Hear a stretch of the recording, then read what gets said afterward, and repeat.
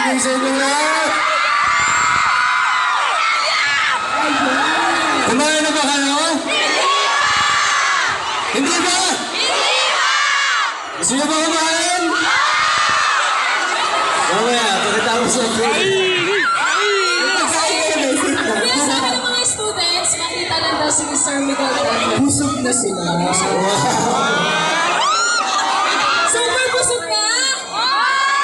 Busog na ba?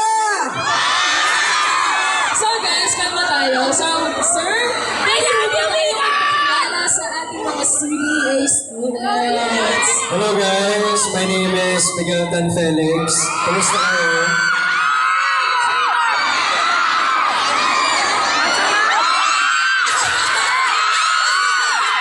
Grabe!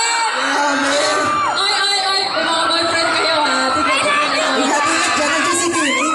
Sige, makiingatan si Dean kasi sabi ko sa inyo.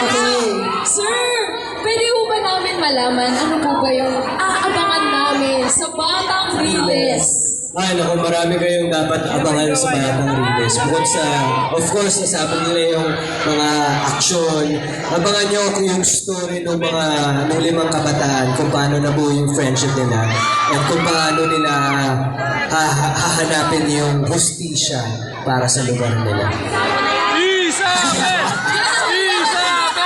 Ano ba? Ang sarap! Mas naway kayo. Ayan.